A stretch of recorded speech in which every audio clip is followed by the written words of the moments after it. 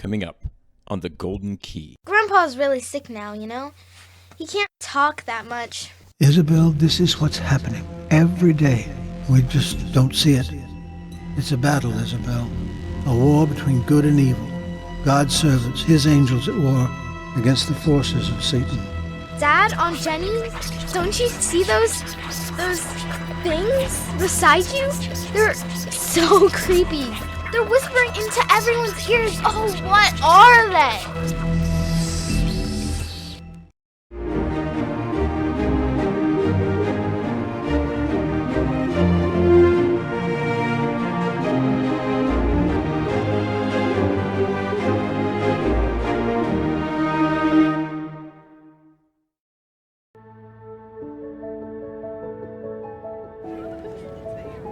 Hey kids, just give me a minute before we head to the car. I wanted to say something to Father Bill about his homily. Sure, Dad. Just a minute. Right. Hey, Peter, Veronica, Claire, how you guys doing? We're good. How about you, Isabel? Hey, did you hear the announcements about the St. Michael's Day party? Your family used to be really into celebrating Michaelmas, weren't you? Yeah, I guess. Every September 29th. I mean, it's cool and all. You don't sound all that excited, Isabel. Are you okay? Yeah, I'm okay. I mean, I really don't get that excited about those things anymore.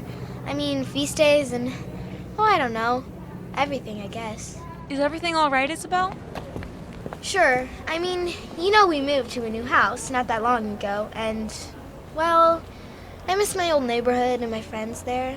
And then there's my grandpa.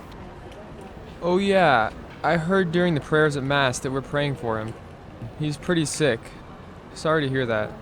I remember he really loved celebrating all the old feast days with your family, didn't he? Oh yeah, that's an understatement.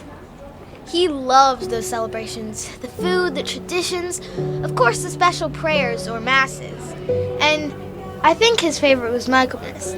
He said his grandfather used to talk to him about how wonderful Michaelmas celebrations were, you know, back in the old country, he called it, and how he wanted to keep that tradition here. And, you know, our family always talked about guardian angels and asked for the intercession of St. Michael the Archangel. Well, St. Michael the Archangel and his army threw Satan out of heaven. That should make him a pretty good intercessor, right? I guess so. I mean, Grandpa's really sick now, you know? He can't talk that much.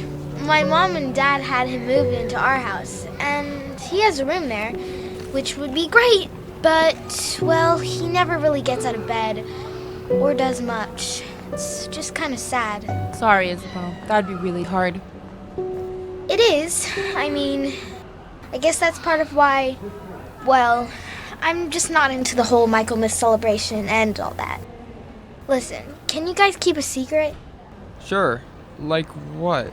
This may sound really weird, but, well, I like the new house and all, and that's the thing. It's not new at all. It's a really old house, and a while after we moved there, I started having weird dreams. Weird? Like scary weird? No, not exactly, I mean. I had one several times, basically the same dream. I'm in a house, and my grandpa calls me to the room he's staying in. Only he's his old self again. He can talk and smile, and he cuddles me close to him, just like we always did. And he does the things he always used to make me laugh. That sounds like a nice dream. I mean, a little sad, but... Yeah, but then he starts to tell me the things he always did about Michaelmas and the old country.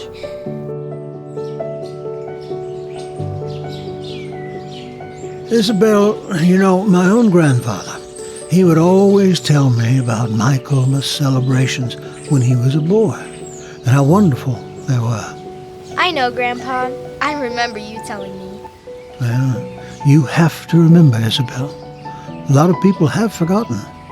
The Feast of St. Michael and All Angels. You know, in the old country, and a lot of countries, it was always a harvest festival, a time when the hard work of gathering the crops and preparing the food for winter was done. And the many workers who helped with that would get paid. And so there was a feast. Kind of like St. Martin's feast. Martinmas in November. Well, that's right. Martinmas is November 11, another harvest feast, preparing for winter. But Michaelmas, September 29th, is a more warm autumn fest. It was such a wonderful time, with so many traditions we loved. Our harvest was in, and it was time for settling accounts, going to the Michaelmas fair to sell our goods, counting our money for buying seeds and livestock for the coming season, maybe planting the winter crops if we had any. We would pick our apples, make cider, make dolls out of corn husks. I can smell the autumn smells and see the sights even now. Some of those are still around, Grandpa, even today. Oh, you're right, my dear, though some aren't. The old tradition was that folks would eat a stubble goose on Michaelmas as part of the great feast. What's a stubble goose, Grandpa? Oh, well, it's a goose that was fed on the stubble, the little bits of stalks of grain left in the field after the harvest. We'd always eat a nice Michaelmas goose. Then there were some funny old customs. They'd say not to eat blackberries after what was called Old Michaelmas, and that was October 10th. Why not, Grandpa? Well, they said the devil would spit on the berries after that, so people used to especially eat blackberries at Michaelmas too, or make treats out of them. That sounds good. Oh, it was, my dear, and Michaelmas used to be a holy day of obligation at church too.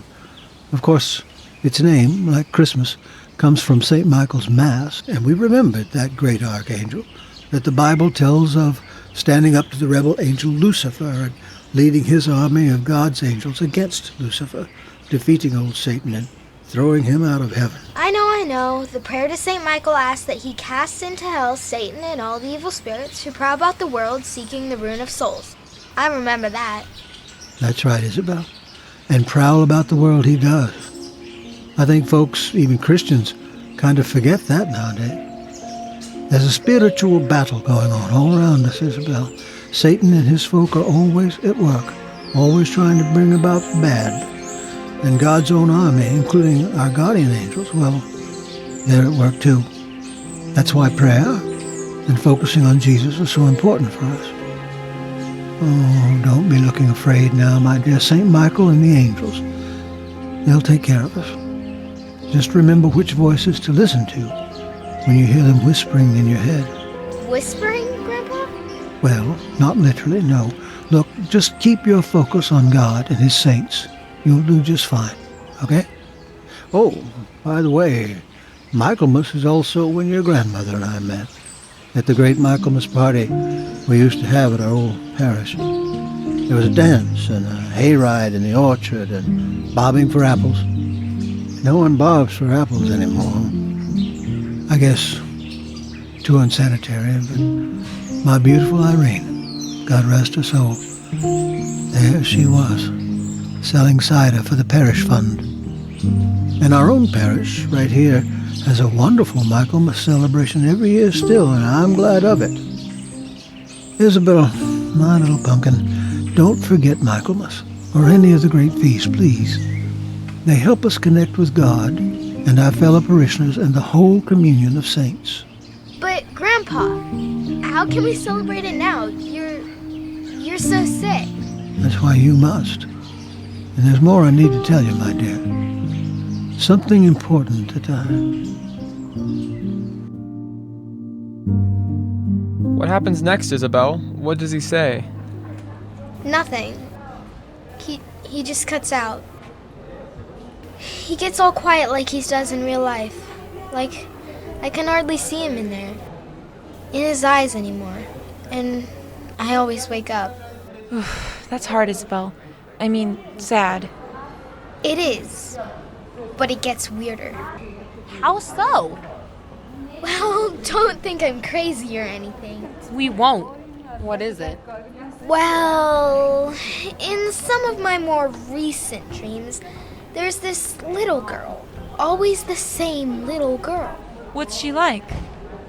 She's about our age, but she's, well, dressed old-fashioned, you know? Like from 100 years ago or something. Seriously? That sounds kind of creepy. I mean, I know it does, but somehow it isn't. She has such a nice smile and something about her. Well, I know she's a friend. If that makes any sense. What does she do? Yeah, like, where are you in the dream? That's the weird part. I'm in my room at the house, only it's not like my room. Like, I assume it was what her room would look like. Everything's all 100 years ago, you know? All the furniture and decor and stuff. So she comes in the room and smiles, and she always, like, beckons with her hand. Like, follow me. Weird. So, do you? Well, yeah, well, I try. I follow her out of the door and down the hall, and she always points to the closet. Under the stairs, she points to it again and again, like I should go get something out of there. And she's smiling, and I don't know, she's nice, I can tell. But the obvious question is, have you gone to that closet she points to? I mean, in real life, once you wake up and looked inside? Of course I have. That's the first thing I do, but I never find anything. Just a closet with our vacuum cleaner and a broom or two in it. That's all. Oh, hey kids, sorry. I guess that was more than a minute or two. Always a good chat with Father Bill. You talking to Father Bill for more than a minute? That's a surprise. Ha, well, sorry. Oh, hey Isabel, how are you? Hi, Mr. McKenney. Okay. Hey, sorry to rush off, but we have to pull your mom away from her conversation and get to lunch, you know? Sure. Well, sorry to run, Isabel. It's okay, but hey, would you guys like to come over soon and hang out? To your new house? Sure, that would be fantastic. Yeah, absolutely. And you too, Peter. Maybe Tuesday evening? Sounds good. Well, I guess we'll see you then. Okay, bye.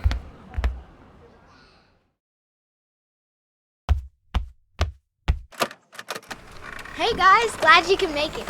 Hi, Isabel. Hey! Hi, how's it going? Isabel, your new house is really cool. Wow, yeah. I love this old style. The woodwork is so beautiful, and the ceilings are so high. It's just really cool here. It is. I really like the house. I just wish, well, that things were different. With Grandpa and stuff. Yeah, that's hard. He's no better, huh? No different. But there's something good, though. I'm glad you guys here today. Perfect timing. How so? Well, I had another dream last night with a girl, only this time it was different. What was different? Well, the girl took me to the closet under the stairs, like before, but this time she pointed to something specific. A loose board, way over in the darkest corner. I would have never seen it if she hadn't pointed it out. Seen it? You mean there really is a loose board there? You guys probably think I'm crazy, or making this up, but it's true. I can show you. And just before you got here, I got this crowbar of my dad's from the garage. Wait, you're going to pry a board up? In your house? Do your parents know this? No, I mean it will be easy to nail down again. Come on. See, I told you, it's loose. And here, I got it. It's up. Can you feel anything? Underneath it, I mean. Yes, there's something in me. Oh my gosh, it's for real. What is it? It's like a book. Here, let's take it to my room. Oh my gosh, it's old. I mean, look at that cover. And the paper? And the dust. I'm trying not to sneeze. Well, you were a bit off about one thing, Isabel. What's that? Your friend, the girl, she wasn't dressed like 100 years ago. More like 70-some years ago. This has to be your diary. And that must be your name inside the cover. Michelle Connor. And look at the first entry date. 1943. That's a long time ago. Not that long ago, Claire. I mean, that's the year Grandma was born. Really? Grandma's that old? This is amazing. Look at what it says here. Mama made a cake for my 10th birthday today. I wish Daddy could be here. Mama showed me a card he sent me from the war. She says he's in France now, fighting. Tonight, I'll say a prayer to St. Michael and to Daddy's own guardian angel for him. Did you hear that? St. Michael. Keep flipping the pages, Isabel. This is so cool. She's talking about her favorite toys and books. Oh, she likes Little Women. I love that book too. Look there. She says her dad made it home, so he survived at least. She says, I'm so happy To have Daddy home, and I love to be able to sit on his bed and talk to him. But he doesn't say much. Mama says he got hurt in the war, and we should pray for him. And she says he's something called shell-shocked. And that's why he doesn't talk much. But I can tell by his smile and the look in his eyes that he's happy to see me, and that he loves me. What's shell-shocked mean? It's, well, today we call it PTSD, post-traumatic stress disorder. It's something soldiers get when they've been through really hard things in a war. Like, it's something with your mind, your emotions. Sometimes you have bad dreams or are scared a lot or, just messed up, you know? Wow. That would be hard. Yeah, for sure. It kind of reminds me of my grandpa lying in bed there. Poor little Michelle. Gosh, it's like almost like we're friends. Sort of. But Isabel, I mean, she lived quite a long time ago. She's probably, well, she might be dead by now. She must be. Her diary's still under a floorboard in this old house. Hey guys, look. Wow. What, Isabel? She says, what makes me saddest of all is how much my family is fighting. Daddy just sits and is quiet, but Grandma and Grandpa and Mom and my uncle and aunt, they're all arguing about what to do about Daddy. It seems like they never get along anymore. Like, they don't even love each other. Wow, that is sad. But it's also even more crazy. Why do you say that, Isabel? Well, I don't know how much I should talk about this, but a lot of the people in my family, they seem to be fighting a lot too. Fighting about what? Oh, different things. I mean, mostly what to do about Grandpa, his medical care, and, well, his house and his things, even his money. Really? That doesn't seem like your family, Isabel. You all have always been so close. I know. That's the thing. I know some of the arguing is over important things, like what's the best thing to do for Grandpa's health. But some of it, I mean, fighting over money or who gets what from his house, those things are just things, you know? They don't matter. I don't understand why this is happening. Sorry, Isabel. That's got to be hard.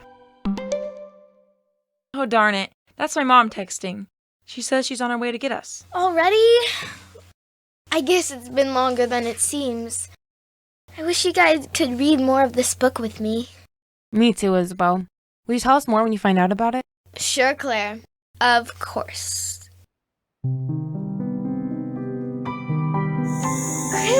Grandpa! Oh, it's happened again. He's not talking. I guess I'm having my dream again. Well, good night, Grandpa. Oh, wait. This is different.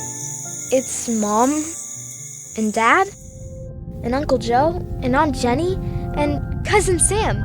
But what is that? There's someone next to them. Like, people?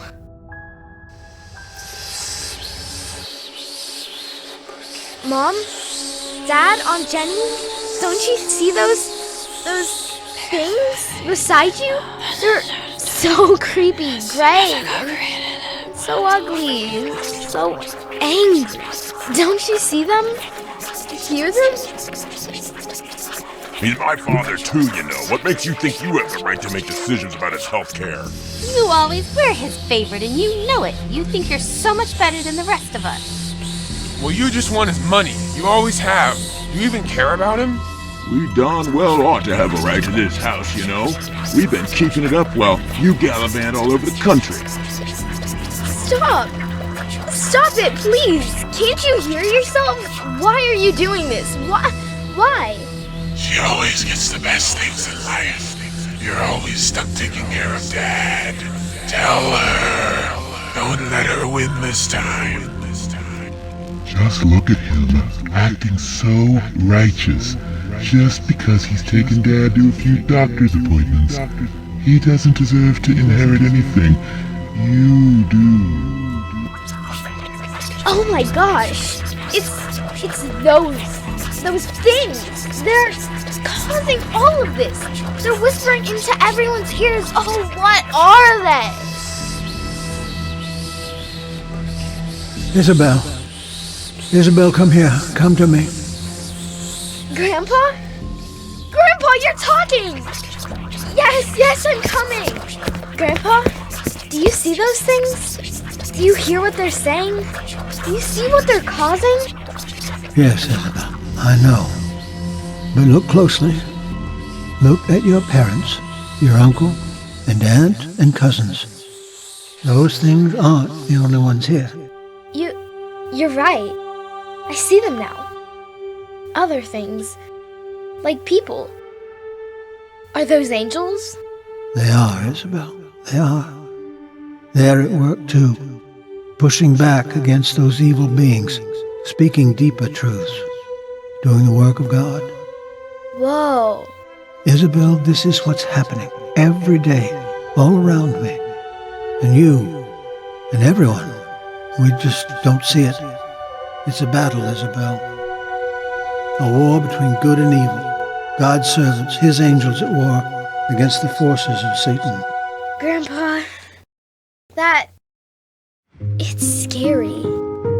We live in a fallen world, my pumpkin. This side of heaven is always the battle. And often as not, it isn't even the angels against the devils. It's our own tendency towards selfishness, towards sin.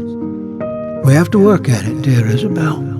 We have to pray and love God and love our neighbor and remind ourselves every day of what's really true and right and good and beautiful. But Grandpa, this war, what should we do? What should I do? Pray, Isabel. Look to the beautiful things. Remember what's at stake. And look at God and his saints and angels. That's the best way. Tell others, Isabel. You have to tell the others.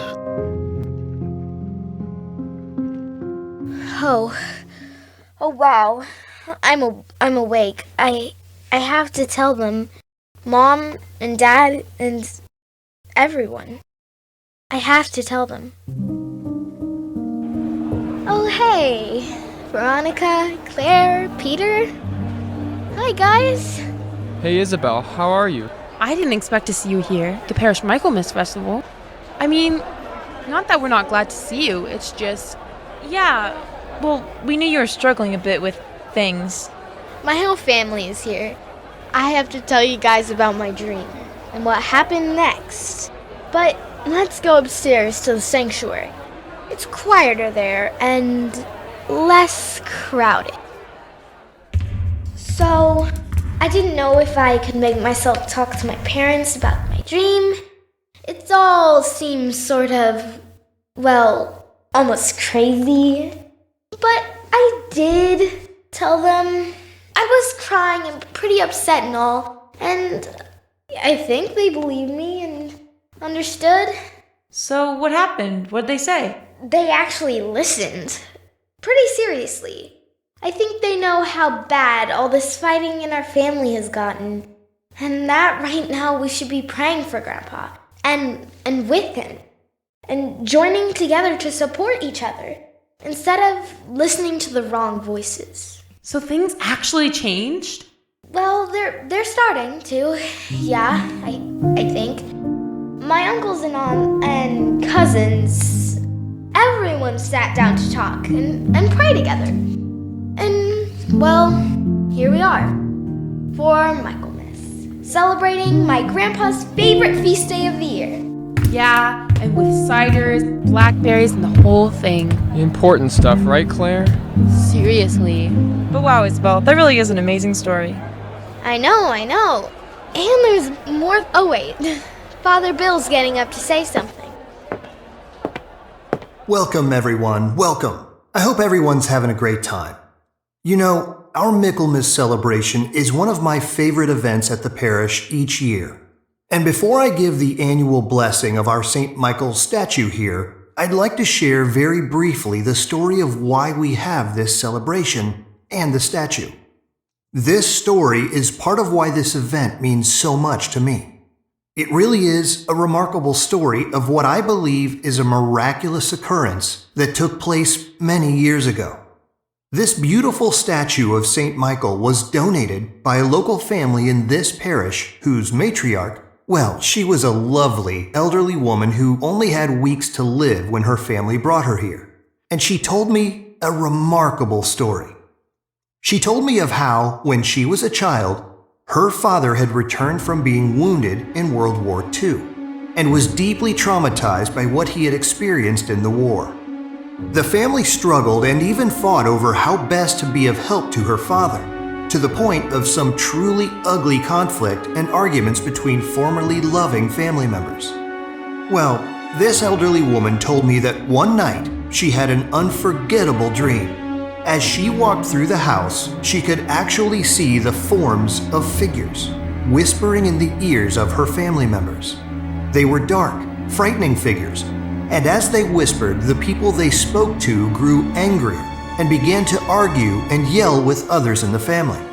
But she also saw lighter figures, whispering back against the dark ones. And when she looked at her father lying sick in bed, she saw a particular figure, winged and with a sword. In her dream, her father looked directly at her and said his first words in a long, long time, "Saint Michael." When that little girl awakened, she hurried to her father's side and told him, and for the first time since returning from the war, he smiled. He pulled from his pocket a torn, tattered old letter. It turned out to be a letter from a family in England, thanking him for saving their lives during a battle and for joining them in prayers to St. Michael for safety. They credited both her father and St. Michael for their rescue. Well, eventually the little girl's father recovered, and he began to write letters to that family in Europe. Eventually, in appreciation, they sent he and his family this beautiful statue of St. Michael the Archangel. He had been dead for some years by the time this woman and her family made their visit here to the parish. They, too, credit St. Michael and other angels for healing the wounds in their family. And as you might have guessed, she and her family were here to donate that statue to the parish. And it's been here ever since. And so, I want to remember and honor the memory of that little girl's father. His name was also Michael Connor, and she was named for him, Michelle Connor. And as we prepare to bless this statue, I'd like to take a moment to pray for them and their family and invoke St. Michael's prayers. Isabel, did you hear that? Oh, you're crying. Are you okay? More than okay, Claire. I'm amazed and thankful. Very, very thankful.